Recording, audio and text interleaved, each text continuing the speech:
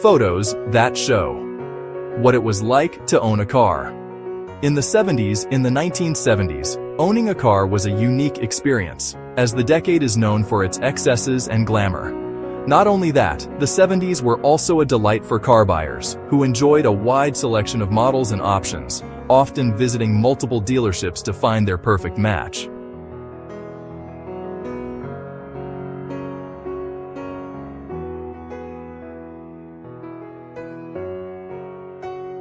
At the time, the average new car price was around $3,543, making it relatively affordable compared to the average family income of $9,870. Cars had distinctive designs, which often would reflect the driver's individual styles.